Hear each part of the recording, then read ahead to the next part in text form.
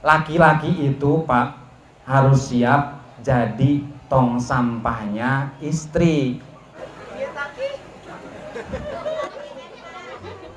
Siap jadi tong sampahnya istri? Tong sampah yang terhormat,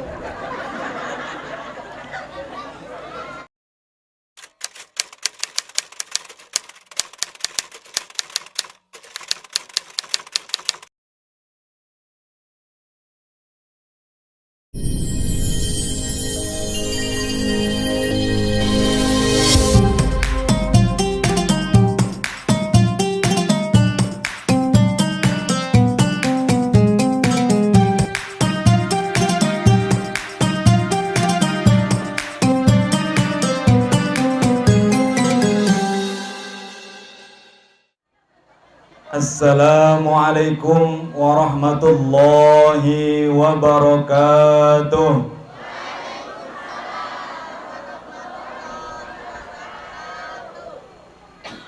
Alhamdulillahilladzi asra bi'abdihi lailan minal masjidil haram ilal masjidil aqsa.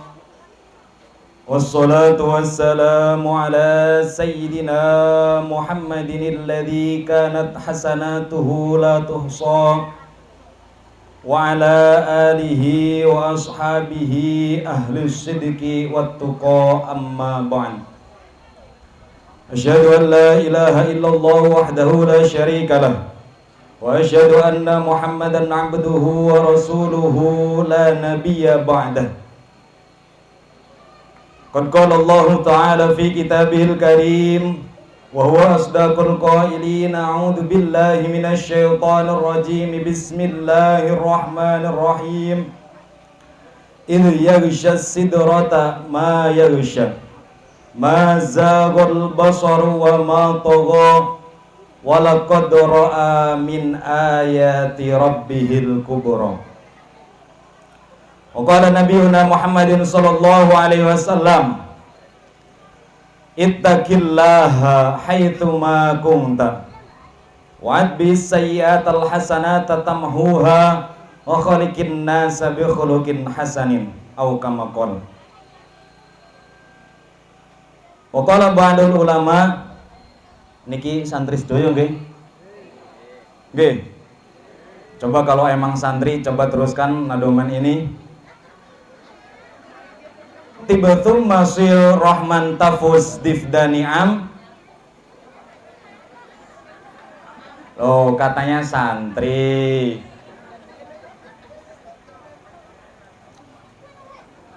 Tibatum masil rahman tafus difdani'am da su'azonni zur syarifan lil karam.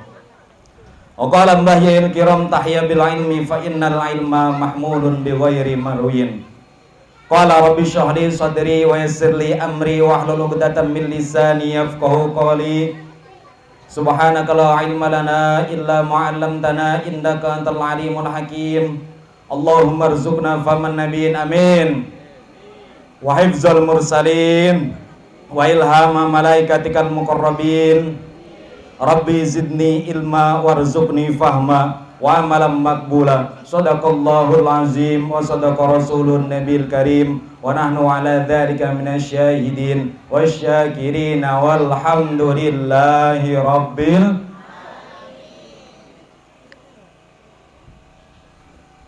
Bu, panas Bu. Mudah-mudahan diganti oleh Allah dengan surganya yang dingin, amin. Sebelum kita mulai ngaji ini, saya minta tolong bantuannya kepada ibu-ibu, tolong dipegang adik-adiknya, anak-anaknya. Jangan dulu ngobrol, jangan ribut, supaya kita bisa sama-sama mengambil hikmah dari pengajian kita kali ini. Monggo sareng-sareng maos Ummul Quran, mudah-mudahan Allah memberi kelancaran dari awal sampai akhir. Ta'diman wa takriman al-murabi ruhina wa jasadina bayil kiramis sakumumullah. Asallahu ayanjalahu minal ladhina asanul husna wa ziyadah. Al-Fatihah. Monggo sareng-sareng. A'udzu billahi minasy syaithanir rajim. Bismillahirrahmanirrahim. Alhamdulillahi rabbil alamin. Ar-Rahmanir Rahim.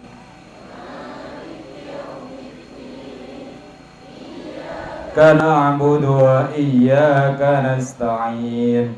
Ihdinas siratal mustaqim. Siratal ladzina an'amta 'alaihim ghairil maghdubi 'alaihim waladdallin.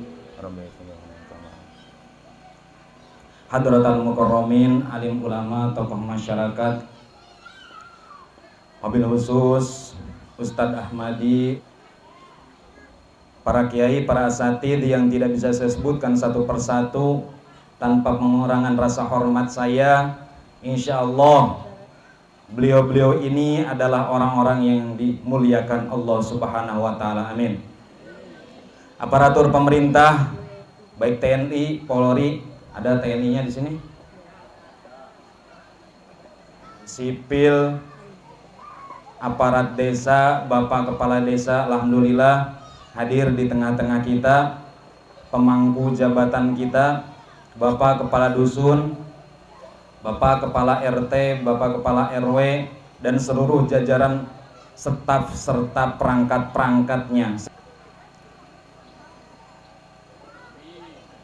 Hadirin wal hadirat, bapak-bapak, ibu-ibu, adik-adik remaja, kawan-kawan pemuda-pemudi yang berbahagia. Pengatur waktu, penata acara, wabil khusus para panitia dan stakeholders yang terkait yang sudah berusaha semaksimal mungkin untuk terselenggaranya acara pada siang hari ini. Segala puji milik ilahi Rabbi. Segala puja kita haturkan kepada Allah Subhanahu wa Ta'ala, Tuhan kita semua, Tuhan yang telah menciptakan alam semesta tanpa pola dan skema. Salawat teriring salam semoga tercurah limpahkan kepada junjungan alam, Baginda Agung Kanjeng Nabi Muhammad sallallahu alaihi wasallam, kepada sahabatnya, kepada keluarganya, tabiin tabiat, sampai kepada kita selaku umat yang patuh tunduk akan ajarannya.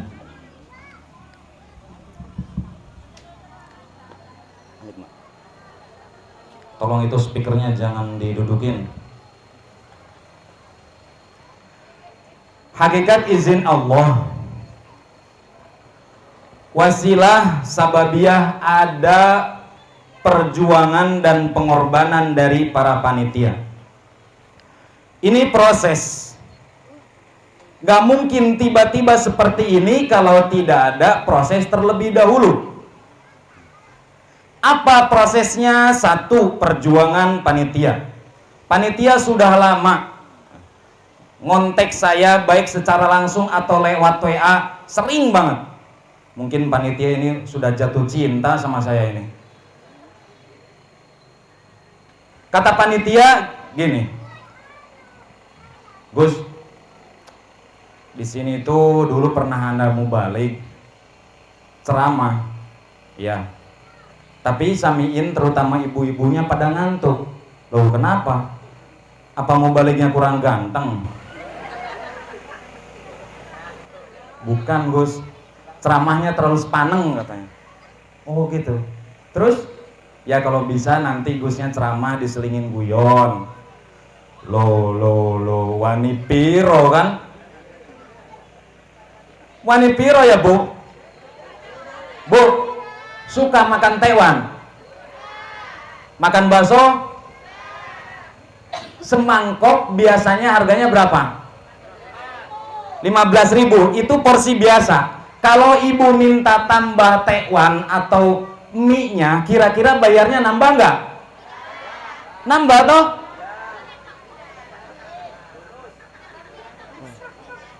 Berarti kalau ceramah ada guyonnya, berarti harus ditambah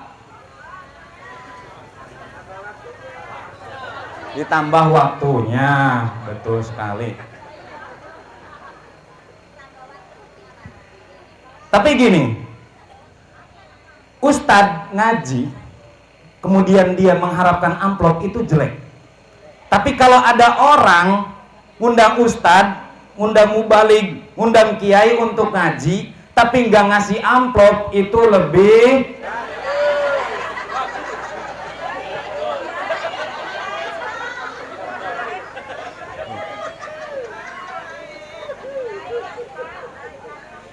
gini. Saya itu ya, kelihatannya kayak mubalig beneran. Tadi dijemput pakai mobil Innova, lemas banget. Keluaran terbaru sepertinya. Tapi jangan salah Bu, itu dijemputnya cuman dari Simpang Sikus itu.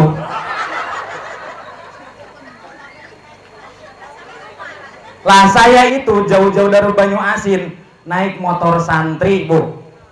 Bayangkan berangkat habis subuh sampai sini jam 12, 6 jam. Kayak motore ora iso banter sisan. Joknya geter-geter, bayangkan bokong saya tuh gatel, panas, perih, linu, capek. Kepanasan ya, kehujanan. Kelihatannya aja dari sini dijemput pakai mobil. Alhamdulillah 2 minggu ke belakang saya ngaji di Philip 21. Kemudian 2 hari berikutnya ngaji lagi di Banyu Asin. Semalam ngaji Nisfu Sya'ban di sana lagi. Sekarang sudah ada di sini lagi. Bolak-balik, pulang pergi, jauh-jauh saya dari Banyu Asin ngaji ke sini. Saya itu cuma mengharapkan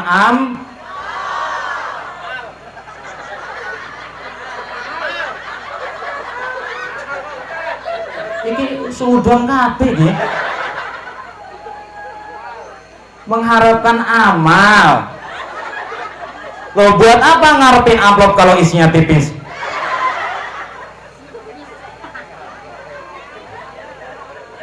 Itu perjuangan panitia. Belum lagi panitia sudah menentukan tanggal, waktu, siang ataukah malam, pagi ataukah sore. Perjuangan sudah dapat disusul dengan pengorbanan.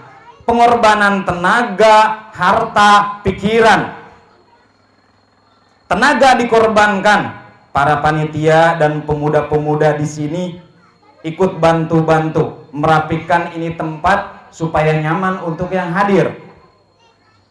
Tenaga dikorbankan, harta ikut dikorbankan. Kelihatan oleh kita semua di sini ada kursi berjejer, terus ada konsumsi, ada tenda, ada sound system, terus ada grup sholawat.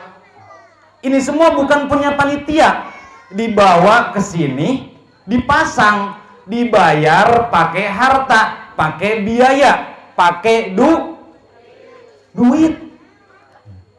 Harta dikorbankan, pikiran juga dikorbankan. Takut nggak jadi acara ini, dagdikduk pasti pikiran panitia. Takut mubaliknya nggak datang, takut nggak ada yang hadir, takut hujan deras, alhamdulillah belum hujan. Takut si corona datang lagi. Memang aneh ya, kalau dekat-dekat lebaran, dekat-dekat puasa, virus ini muncul. Kalau pas tahun baru tiba-tiba hilang.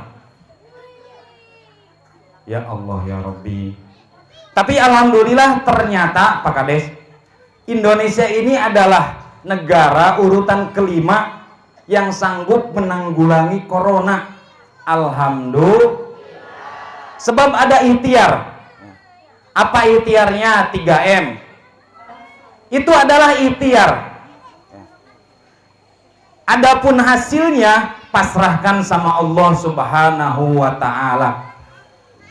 Itu salah satu ikhtiar. Adapun hakikat ikhtiar yang sesungguhnya adalah kita mengadakan pengajian seperti ini, dibacakan ayat suci Al-Quran, dibacakan sholawat. Kalau di suatu tempat, di suatu majlis, di situ dibacakan ayat Quran, dibacakan sholawat, kontan, turun ribuan malaikat. Mau apa malaikat rahmat itu hadir? Mau menurunkan rahmat dan keridhaan Allah, bukan untuk ngasih wabah, tapi untuk ngusir wabah, musibah, dan masalah. Insya Allah. Makanya berkah sholawat. Mau sholawatan?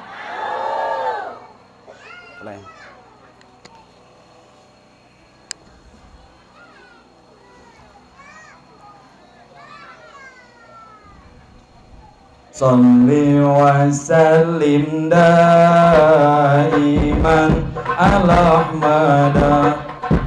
Salli wa sallim daiman ala Ahmada wal ali wal ashabi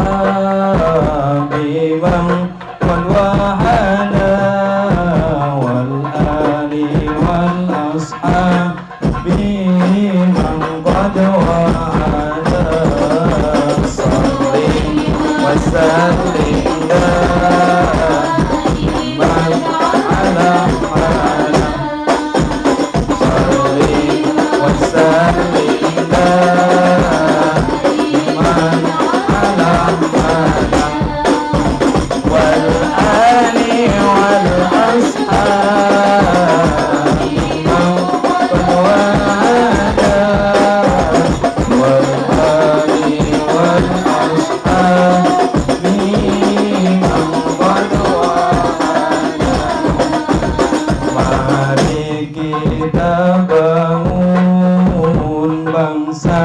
dan negara, bukti cinta kita pada Indonesia agar bermartabat di mata dunia. Indonesia adil, makmur dan sentosa. Salim wasallim daiman ala Ahmada. Salim wasallim daiman ala Ahmada wal ali wal ashabi man qad wahada wal ali wal ashabi man qad wahada. Allahumma salli wa sallim wa barik alaihi.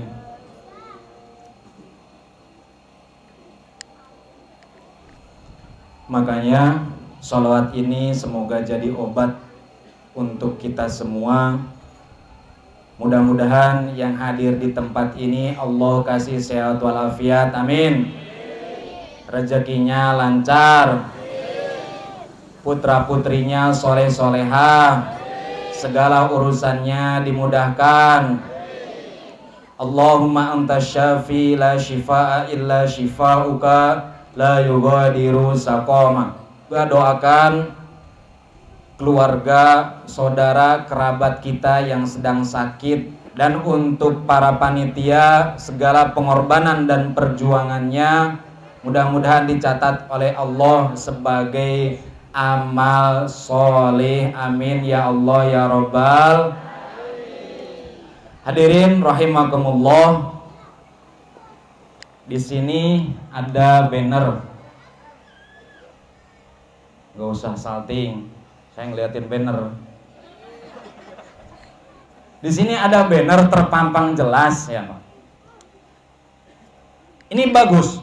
Ini bukan sekedar hiasan panggung dinding, tapi ngasih tahu mubalik. Barangkali mubalik nggak tahu nama desanya, nggak tahu tempatnya. Seolah-olah panitia itu bilang, mubalik jangan cari tema sendiri. Nggak usah banyak nanya apa kampungnya, apa desanya, baca sendiri tuh di belakang. Seolah-olah seperti itu.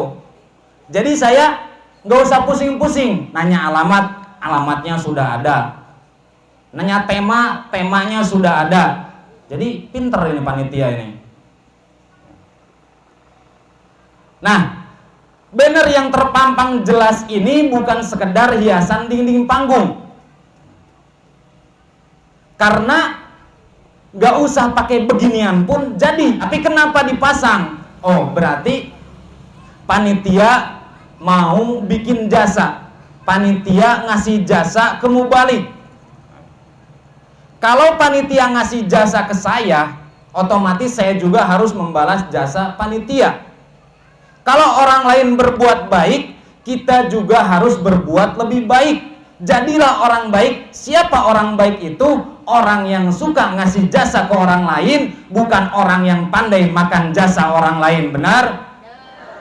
Harus bisa ngasih jasa ke orang lain, bukan cuma memanfaatkan jasa orang lain.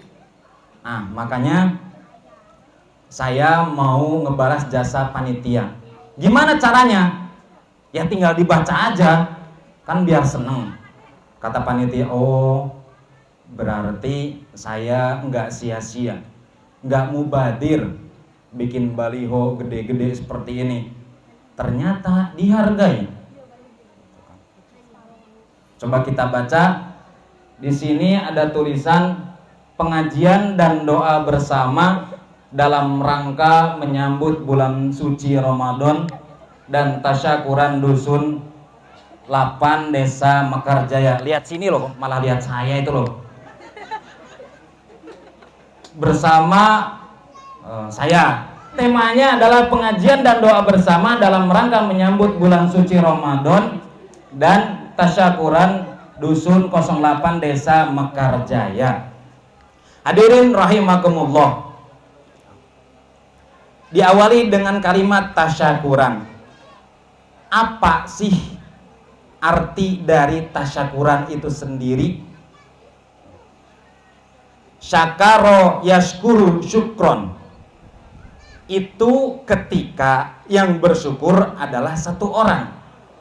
Tapi kalau tasyakaro ya tasyakaru tasyakuron, itu faidahnya, mohon maaf kalau ada yang lebih paham. Faidahnya, salah satu faidahnya adalah lil musyarakah bainatsnaini fa'aktsaro. Jadi kalau syakara yashkuru syukron itu yang bersyukur satu orang, tapi kalau tasyakuran itu yang bersyukur banyak orang. Begini. Kalau kecantikan bisa membuat orang bahagia, tentunya Marilyn Monroe, orang tercantik di AS pada saat itu, tidak akan meminum obat depresi hingga overdosis. Kalau kekayaan bisa membuat orang bahagia, tentunya Adolf Merkel, orang terkaya di Jerman pada saat itu, tidak akan menabrakkan badannya ke tata. Kalau keteraran bisa membuat orang bahagia, tentunya Michael Jackson, penyanyi terkenal dari AS, tidak akan meminum obat tidur hingga overdosis. Kalau kekuasaan bisa membuat orang bahagia, tentunya Get Vargas, presiden Brazil, tidak akan nekat menembak jantungnya sendiri. Kalau kebahagiaan itu bisa dibeli, pasti orang-orang kaya itu akan membeli kebahagiaan, dan kita akan sulit mendapatkan kebahagiaan karena sudah diborong oleh mereka semua. Kalau kebahagiaan itu berada di suatu tempat, pasti di belahan lain di bumi ini akan kosong karena semua orang akan ke sana berkumpul di mana kebahagiaan itu berada. Untungnya kebahagiaan itu ada di setiap hati manusia, dan ia adalah milik orang yang pandai bersyukur. Coba kita renungkan, Bu. Ibu adalah nikmat yang harus disyukuri oleh Bapak. Bapak juga begitu. Ada nikmat yang harus disyukuri oleh ibu. Katanya kalau orang bersyukur itu pasti ditambah ya. Ya kan? Nah, sekarang kalau bapak ya bersyukur punya istri seperti ibu, ya, kan sudah bersyukur nih. Kira-kira ditambah nggak sama Allah? Ditambah? Hah? Loh, kalau misalnya ditambah sama Allah, kira-kira ibu rela nggak? Loh, enggak itu loh. Nikmatnya yang ditambah, keharmonisan rumah tangganya yang ditambah. Yang masih jomblo segera nikah mumpung Imam Mahdi dan Dajjal belum turun.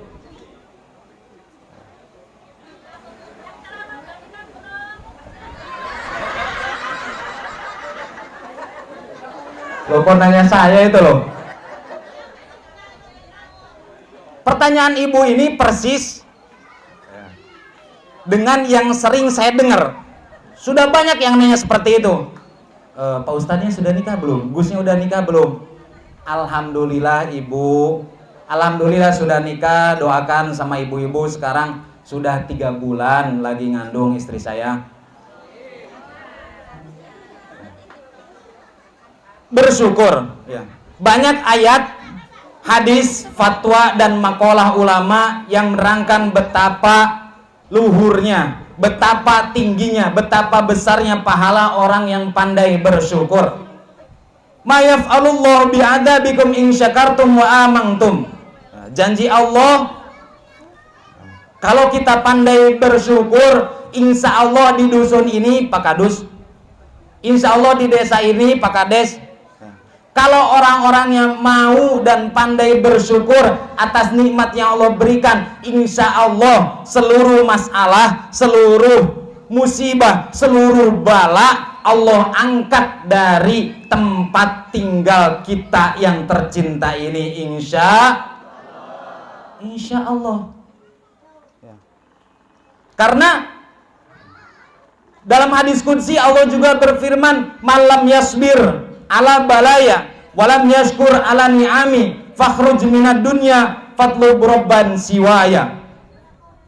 Siapa yang tidak sabar atas ujianku dan tidak bersyukur atas nikmat-nikmatku, keluar, kata Allah, keluar dari dunia ini dan silakan cari Tuhan selainku. Loh, kalau kita diusir dari dusun 8, kita bisa ke dusun 4. Ada dusun 4 di sini? Kalau kita diusir dari Mekarjaya, kita bisa lari ke Pinang Banjar. Diusir dari Sumatera, bisa ke Jawa. Diusir dari Jawa, bisa ke Sulawesi. Dari Indonesia, bisa ke luar negeri. Tapi kalau diusir dari dunia, mau kemana kita akan pergi? Dan kepada siapa kita akan bertuhan? Seandainya seluruh pepohonan yang ada di desa Mekarjaya ini, baik itu pohon mangga, pohon pisang, karet, sawit, gelam, dan pohon-pohon lainnya, semua disatukan dan dijadikan pena, kemudian seluruh air yang ada di lautan samudra muka bumi ini jadikan tinta, maka pasti tidak akan bisa menghitung berapa banyak nikmat yang Allah berikan kepada kita. Dari seluruh nikmat yang Allah berikan kepada kita, ternyata ada nikmat yang paling besar. Bu, kira-kira nikmat yang paling besar itu apa?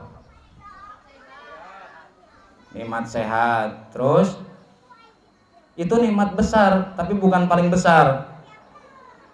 Nikmat terbesar adalah iman. Ya. Karena dengan iman itu Allah memberi kita 2 modal. Apa 2 modal itu? Adalah yang pertama, daya fikir. Bu, kita sebagai orang Islam, sebagai Muslim, itu oleh Allah diberi 2 modal. Apa 2 modal itu? Yang pertama, daya fikir. atau yang disebut dengan akal. Yang kedua daya zikir atau yang disebut dengan iman. Wah, kelihatannya udah pada ngantuk ini. Kira-kira lanjut apa sudah? Tuh, saya juga tadi dibisikin kok, Gus, gak usah lama-lama, amplopnya sama aja katanya. Yo gitu itu loh. Sudah dibilangin saya ini ngaji untuk cari amal kok. Nikmat yang paling besar adalah nikmat kita dijadikan seorang muslim. Karena muslim diberi dua modal. Yang pertama daya fikir yang disebut dengan akal. Yang kedua daya zikir atau yang disebut dengan iman. Kalau orang non muslim, mereka cuma dikasih daya fikir, cuma punya akal, tapi nggak punya iman. Kita punya dua-duanya, punya akal, ya punya iman. Sekarang saya pingin tahu, akal orang desa Mekarjaya ini berfungsi apa enggak? Berfungsi enggak? Berfungsi. Bagus. Coba kita tes. Bu, di sini ada sungai besar. Apa namanya? Hah? Kejujuran.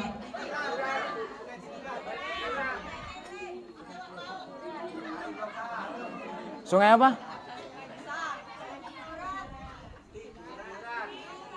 Tiduran. Biduran. Biduran itu penyakit loh. Hah? Tiduran. Tiduran. Nama sungai kok tiduran itu loh. Ada nggak sungai rebahan di sini? Sungai tiduran. Ya. Contoh ya. Saya pagi-pagi mancing di pinggir sungai tiduran. Kemudian tidak jauh dari tempat saya mancing ada mobil truk. Tahu mobil truk? Ya, tahu mobil truk, Bapak? Tahu, ya syukurlah. Jangan-jangan nggak pernah lihat mobil lagi di sini. Nggak jauh dari tempat saya mancing ada mobil truk sedang ngangkut pasir.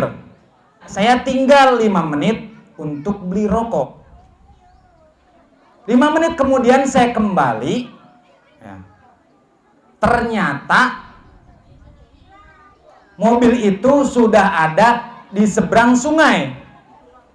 5 menit saya tinggal, ternyata mobil itu sudah ada di seberang sungai tiduran. Padahal cuma 5 menit. Padahal waktu itu air sungai sedang deras-derasnya. Lagi hujan lebat, terus dalam airnya. Tapi 5 menit mobil besar itu sudah ada di seberang sungai. Itu menurut akal kira-kira biasa atau luar biasa? Luar biasa. Yang jawab luar biasa itu berarti bluetoothnya belum aktif. Yang jawab luar biasa itu berarti kuotanya sudah habis. Ya biasa. Kenapa? Karena ada jembatan. Cerdas. Sekarang contoh lagi. Ini kita biar bisa membedakan antara mana yang biasa dengan yang luar biasa. Karena sekarang sudah banyak ya, yang biasa dianggap luar biasa, yang luar biasa dianggap biasa. Beras dianggap pasir, pasir dianggap beras. Ya. Kambing dianggap perempuan, perempuan dianggap.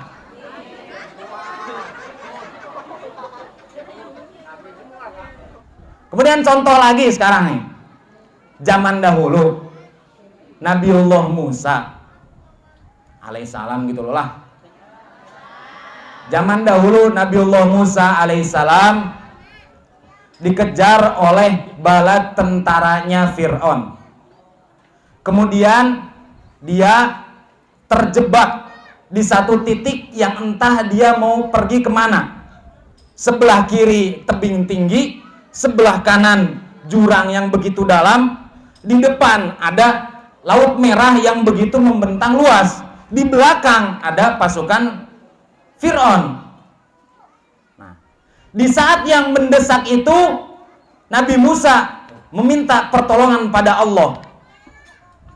Ya Allah, tolonglah hambamu ini. Maka seketika itu Allah buka jalan, Allah belah lautan merah itu, dan Nabiullah Musa bisa menyeberangi Laut Merah dengan selamat.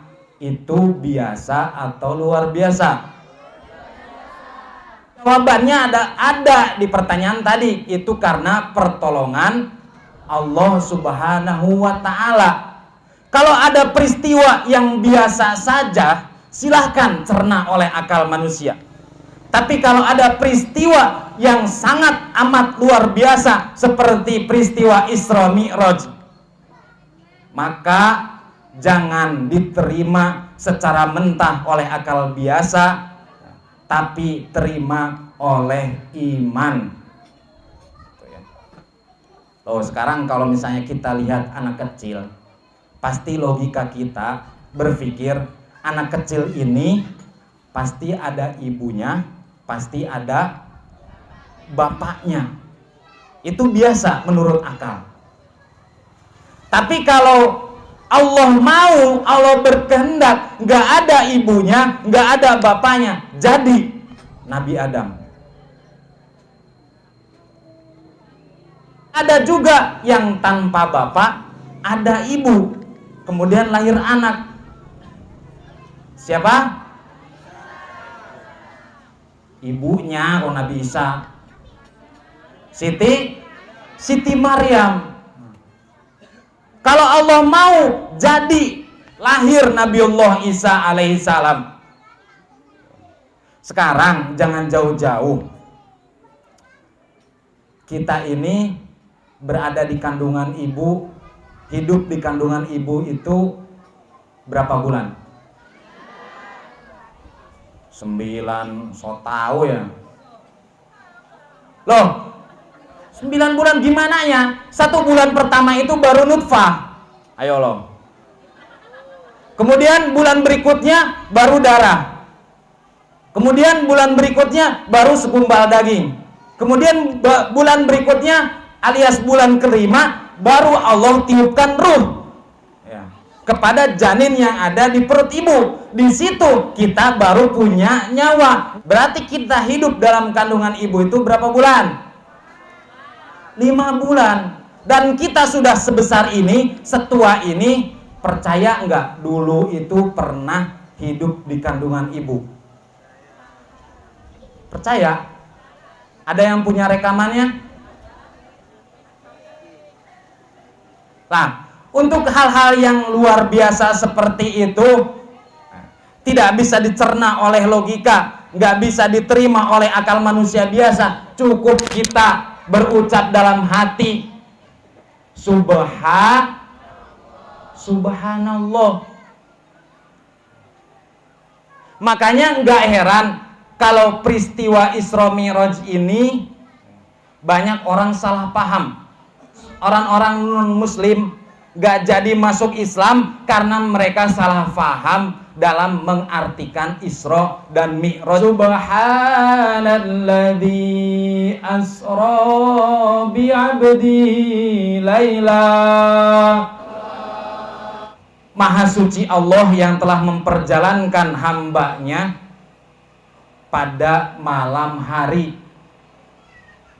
Yang membuat Isra Mi'raj ini tidak masuk akal karena di situ ada lafaz Laila. Laila semalam dan waktu malam. Pada zaman Nabi, jangankan mobil, jangankan motor, kereta api, bis, pesawat, apalagi sampai jet. Kendaraan tercepat pada zaman Nabi itu adalah kuda. Tahu kuda? Sedangkan jarak antara Masjidil Haram ke Masjidil Aqsa itu lebih jauh berlipat-lipat dari jarak Mekarjaya ke Palembang. Kalau Mekarjaya Palembang yang jaraknya cuman 100 kilo lebih itu bisa ditempuh dalam satu malam, kenapa Nabi dari Mekah ke Masjidil Aqsa yang jaraknya ribuan kilometer kok bisa tembus hanya dalam satu malam? Ini yang membuat muskil, ini yang membuat sulit dipahami bagi orang-orang yang tidak menggunakan iman. Padahal pada saat itu kendaraan tercepat adalah kuda. Paling cepat adalah 1,5 bulan.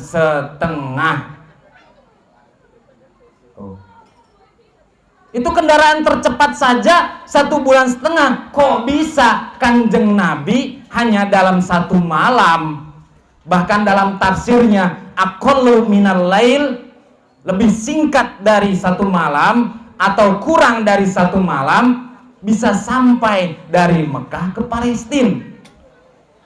Palestina itu di mana? Mekah itu di mana? Kok bisa tembus hanya dalam satu malam?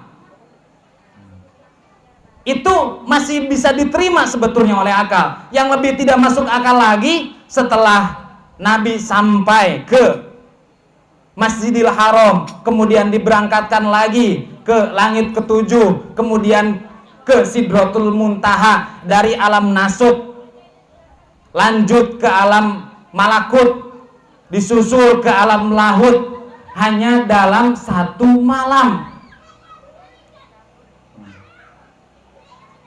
Sahabat-sahabat yang diberitahu oleh Nabi, kebanyakan mayoritas pada saat itu godeg-godeg, geleng-geleng, nggak percaya. Bahkan ada yang mengira bahwa Kanjeng Nabi Muhammad SAW banyak yang tidak percaya kepada beliau. Bahkan ada yang menyangka bahwa beliau sedang kena gangguan jiwa, sedang rusak psikologisnya. Pada saat itu beliau baru saja ditinggal oleh istri dan paman tercinta. Siapa istri beliau? Istri pertama beliau Siti Khadijatul Kubro. Ada Siti Khadijah di sini namanya? Wah, ini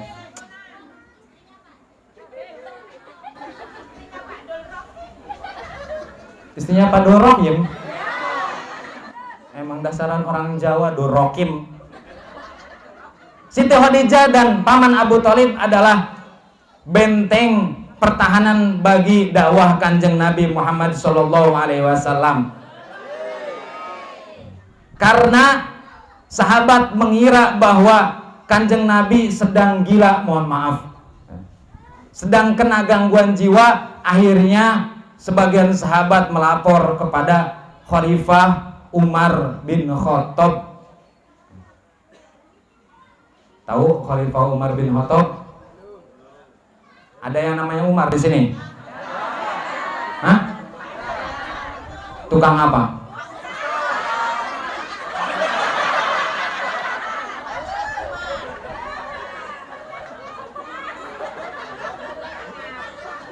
Mohon maaf. Sebagian sahabat melapor kepada Sayyidina Umar. Beliau adalah sahabat yang terkenal galak, tegas, kasar. Jangankan manusia, saking galaknya Sayyidina Umar radhiyallahu anhu, setan pun takut. Masalaka Umar fi fajjin wahidin illa salaka syaiton fi fajjin akhar. Tidaklah berjalan seorang Umar kecuali setan berjalan di jalan yang lain. Saking mengerikannya sahabat Umar. Ketika ada yang melapor, ya Sayyidina Umar, ya Khalifah, ya ada apa? Saya ada kabar. Kabar apa? Katanya Kanjeng Nabi itu lagi kena gangguan jiwa. Apa? Kamu mencela, kamu menghina kekasihku. Langsung seketika itu yang laporan dipukul wajahnya oleh Sayyidina Umar. Tuh. Kemudian datang lagi sahabat lain, seperti itu, dipukul lagi. Silih berganti, berduyun-duyun, sampai 3 hari akhirnya beliau bosan. Sayyidina Umar akhirnya memberanikan diri mendatangi Rasulullah dengan sungkan, dengan penuh rasa hormat. Sayyidina Umar bertanya, "Ya Rasulullah." "Ya Umar, apakah betul engkau sudah Isra?" "Betul Umar, dari Masjidil Haram ke Masjidil Aqsa hanya dalam semalam." "Benar." Pada saat itu amarah Sayyidina Umar semakin memuncak. Pedang yang ada di tangannya, pedang ini bukan cuma celurit, pedang samurai yang wakila. Samurai itu ketika sekali saja ditebaskan, maka 9 leher orang kafir akan terpisah dari kepalanya. Saking mengerikannya samurai atau pedangnya Sayyidina Umar. Diputer-puternya seperti ini. Kata Sayyidina Umar, "Ya Nabi, sampai kapanpun, bagaimanapun kondisinya, aku akan selalu menyertaimu. Tapi kenapa sekarang baru saja kau ditinggal mati oleh istri dan pamanmu tercinta, kau langsung ngedon, langsung ngedrop, langsung ngeblank seperti ini? Katakan, kalau memang kau merasa kesepian karena baru saja ditinggal oleh istrimu, katakan wanita mana, perempuan mana, anak siapa, jandanya siapa yang pingin kau nikahi, sekarang juga aku akan datangkan dan siap untuk kau nikahi." Kanjeng Nabi hanya terdiam. Kanjeng Nabi tahu bahwa pada saat itu Sayyidina Umar belum sepenuhnya percaya. Saking galaknya Sayyidina Umar, pernah sahabat Abu Dzar Al-Ghifari. Siapa? Sahabat Abu Dzar Al-Ghifari. Beliau adalah sahabat yang tinggi besar, gagah, ganteng, putih, ya. Hidungnya mancung, kalau gelut nggak pernah kalah. Dengan preman siapapun dia menang. Jangankan satu orang, satu desa pun dia nggak mundur. Hampir sempurna sahabat Abu Dzar Al-Ghifari ini. Tapi ternyata beliau ini sering dimarahi oleh istrinya. Akhirnya karena setiap hari sering diomelin, sering cerewet, ya, kuping ini terasa panas mungkin, ya, Abu Dzar itu cuman ngelus-ngelus dada sambil sedikit mengeluh. Ya namanya juga manusia, sambil sedikit mengeluh. "Aku ini kurang apa sih? Ganteng iya, kaya iya, gagah iya, tapi kok masih tetap aja dihina oleh istri." Sampai pada suatu saat Abu Dzar ini, "Sudahlah, daripada gini-gini teuing," kalau bahasa Sunda, "kalau gini-gini amat ya jadi suami dia, mending saya tuker tambah, punya satu peliharaan. Mending ditukar tambah." Beliau nggak tahan dengan sikap istrinya. Abu Dzar Al-Ghifari ini hendak mengunjungi rumah Sayyidina Umar karena beliau terkenal orang yang tegas. Di pikiran Abu Dzar, sahabat Umar ini adalah orang yang tegas, berarti kalau saya datengin, beliau punya solusi bagaimana cara menenangkan istrinya. Berangkatlah sahabat Abu Dzar. Belum sampai mengetuk pintu, Abu Dzar terkejut. Ternyata di dalam rumah ada laki-laki yang sedang diceramahi perempuan.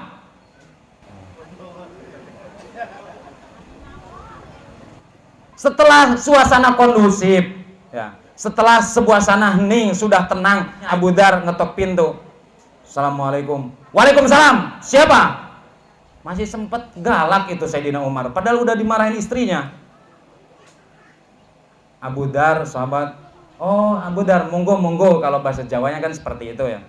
Monggo, monggo tiarap gitu kan. Monggo tiarap. Oh, monggo pinara, kirain monggo tiarap gitu. Masa ada tamu disuruh tiarap? Monggo pinara. Ada apa ini? Ada apa? Gini sahabat, saya itu sebetulnya mau curhat, tapi saya nggak jadilah. Loh kenapa? Loh sahabat Umar sendiri aja takut sama istrinya.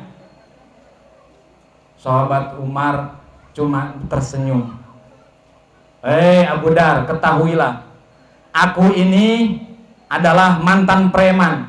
Siapapun takut denganku. Jangankan orang, setan dan malaikat pun takut denganku. Kata sahabat Umar, saking galaknya. Aku ini lawan orang satu kampung. Aku seorang, gak mundur sedikit pun. Tak layani, tak ladeni, ijen tatak, gitu kan. Tapi ketahuilah bahwa aku ini adalah orang yang paling memahami karakter istriku. Gimana maksudnya? Perempuan itu, kata Sayyidina Umar, ini buat ibu-ibu juga, perempuan itu memang seharusnya cerewet. Perempuan itu wajar kalau cerewet, katanya. Ketika dia nyerocos, teng teng teng teng teng teng seperti knalpot R-King itu kan, dari A sampai Z disebutkan, ya. Dari Nabi Adam mungkin sampai manusia akhir zaman disebutkan semuanya. Ketika istri itu ngomel ke suami, ketahuilah Abu Dar bahwa istrimu itu tidak benci kepadamu. Dia sedang meluapkan emosinya, dia hanya membuang sampah kehidupannya, kata sahabat Umar. Jadi laki-laki itu Pak harus siap jadi tong sampahnya istri. Siap jadi tong sampahnya istri? Loh, enggak. Nanti kalau istrinya curhat sama orang lain marah. Oh, piye sih?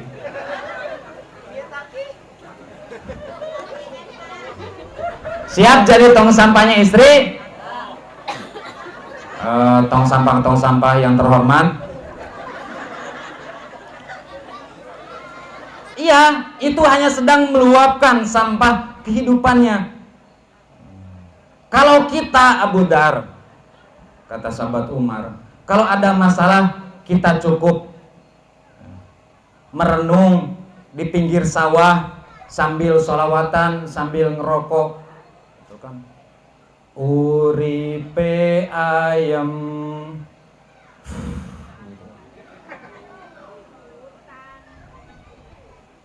Keroso aman. Uripe ayam. Lho piye sih iki lah? Aku yo lali iki lagune iki. Uripe ayam keroso aman dununge rasa tandha yen iman sabar narimo najan pas-pasan kabeh tinakdir saking pangeran kabeh tinakdir saking pangeran ya Rasulullah salamun alaik ya Rafi'a syani wa daraji atfatan ya jiratal alami ya uwainal judi wa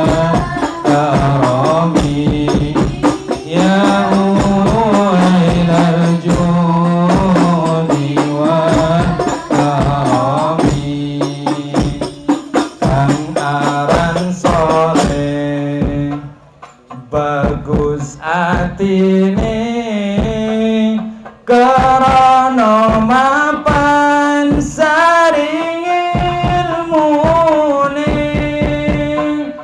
laku torekot lan marifate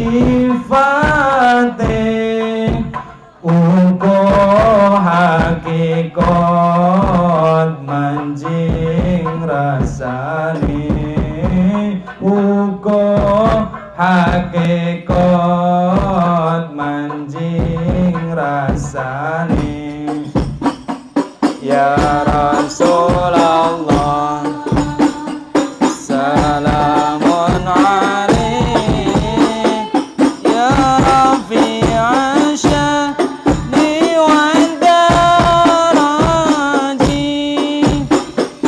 afatan ya jiratal alam ya uwailal judi wal karami ya uwailal judi wal karami akeh kang apal Quran hadithe seneng ngafirke marang liyane kafire dewe gadigateke yen isih kotor ati akale yen isih kotor ati akale ya Rasulullah salamun alaik ya Rafi'a sya'ni wa daraji afatan ya jiratal alami ya uwailal judi wal karami ya uwailal judi wal karami lamun palasta ing pungkasane ora kesasar lan sukmane den kadang Allah swarga manggone untuk maite uga ulase untuk maite uga ulase sareng-sareng ya Rasulullah salamun alaik ya Rafi'a sya'ni wa daraji afatan